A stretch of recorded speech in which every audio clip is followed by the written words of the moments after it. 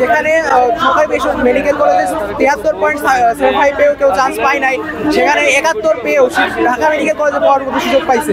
এমনকি সরকারি মেডিকেল কলেজে পড়ার জন্য যেখানে ন্যূনতম যোগ্যতা লাগবে 73.75, সেখানে 40 কি 37 এমনকি 28 পেয়েও, যেখানে 40-এ পাস সেখানে 28 পেয়েও সে কীভাবে ঢাকা মেডিকেল কীভাবে সরকারি মেডিকেলে পড়ার সুযোগ পায়। গতকালকে 24-25 শিক্ষাবর্ষে মেডিকেল ভর্তি পরীক্ষার একটা ফলাফল প্রকাশিত হয়েছে, কিন্তু এই ফলাফলের আমরা দেখতে পাইছি যে সর্বশেষ সরকারি মেডিকেল ভর্তি এখানে কাটমার্ক ছিল 84.75, কিন্তু শুধুমাত্র মুক্তিযোদ্ধা কোটার মানে কিছু কারণে মুক্তিযোদ্ধা কোটার মাধ্যমে অনেকে দেখতে পাচ্ছি যে ঢাকা মেডিকেল কলেজে যেখানে সরকারি বেসরকারি মেডিকেল কলেজে 73.75 পেয়েও কেউ চান্স পায় নাই, সেখানে 71 পেয়েও ঢাকা মেডিকেল কলেজে পড়ার মতো সুযোগ পাইছে।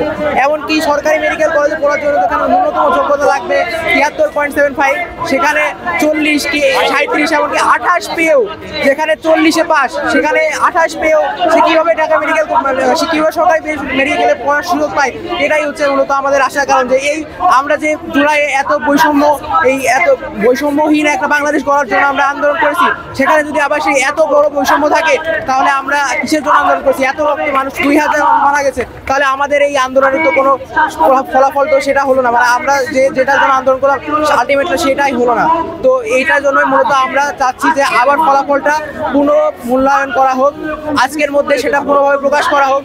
এই আমরা চাচ্ছি যে কোনোভাবে কোনো কোটা না থাকুক, কারণ কোটা দিয়ে আমরা আগের বছরগুলোতেও কোটা আমরা দেখেছি, কিন্তু এতে যে বৈষম্যটা ছিল এটা খুবই কম ছিল, দেখা যাচ্ছে 1-2 মার্কের একটা ডিফারেন্স ছিল, কিন্তু এই বছর যে পরিমাণ ডিফারেন্স আসছে এটা আসলেই মেনে নেওয়ার মতো না। আপনারা নিজেরা একবার চিন্তা করেন যে এই যারা 37-38 পেয়ে মেডিকেলে চান্স পাইছে, তা এদের কাছ থেকে দেশবাসী চিকিৎসা নিবে না? তো তারা কি দেশবাসী কি চাইবে যে এদের কাছ থেকে চিকিৎসা নিব, নাকি যারা একটা স্ট্যান্ডার্ড মার্ক পেয়ে চান্স পাইছে তাদের কাছ থেকে চিকিৎসা নেবে? তো এইটার জন্যই মূলত আমরা যাতে সামনের দিনগুলোতে এই ধরনের বৈষম্য আর না হয় এটা নিশ্চিত করার জন্যই আমাদের আজকে এখানে অবস্থান। শুধু কি মেডিকেলের জন্য কোটা বাতিল করতে যাচ্ছেন? জি, আমরা চাচ্ছি যে যেহেতু আমরা সবাই মেডিকেল কলেজের শিক্ষার্থী, আমরা এখানে এসেছি ওটার জন্যই। এখন বাকি অন্যান্য ইউনিভার্সিটির তারা যদি চায় তারা অবশ্যই এসে আমাদের সাথে যোগদান করবে, সেক্ষেত্রে আমরা তাদের সাথে সহমত প্রকাশ করবো, তাদের পাশে দাঁড়াবো।